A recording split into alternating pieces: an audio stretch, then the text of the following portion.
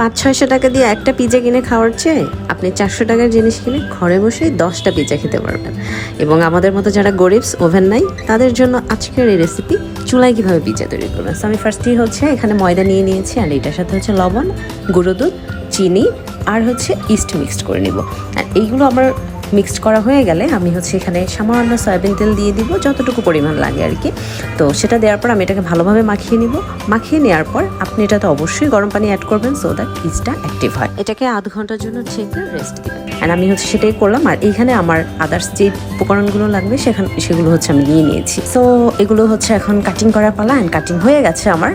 যেহেতু আমার কাছে ওভাবে চিলি ফ্লেক্স নাই, সো আমি হচ্ছে শুকনো মরিচটাকে গুঁড়ো করে নিয়েছি। অ্যান্ড এইখানে হচ্ছে চিকেনটাকে ছোটো করে এটা আমার ম্যারিনেট করা ছিল, অ্যান্ড কোয়ান্টিটিটা খুবই কম, বিকজ ফ্রিজে যে অল্প একটু ছিল এটা আমি বুঝতেই পারিনি। অ্যান্ড এটার সাথে হচ্ছে পেঁয়াজের মাঝখানে যে অংশ ওইটা দিয়ে আমি ভালোভাবে এটা কুক করে নিলাম। অ্যান্ড দেন আমার সব কিছু মোটামুটি ডান।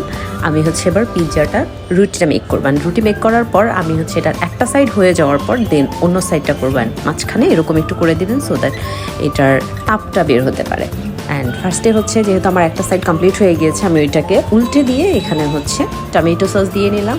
অ্যান্ড দেন আমার যেই অন্যান্য জিনিসপত্রগুলো ছিল লাইক ক্যাপসিকাম, টমেটো, পেঁয়াজ, তারপর হচ্ছে চিলি ফ্লেক্স অ্যান্ড চিকেন, সব কিছু দেওয়ার পর এইবার হচ্ছে আমি চিজটাকে 2টা লেয়ার করে দিয়েছি। ফার্স্টে আমি যতটুকু চিজ দিয়েছি এটা আমার কাছে কোয়ান্টিটি খুবই কম মনে হয়েছিল। অ্যান্ড মাঝখানে আমি আরও একবার চিজ অ্যাড করেছিলাম পরে সেটা।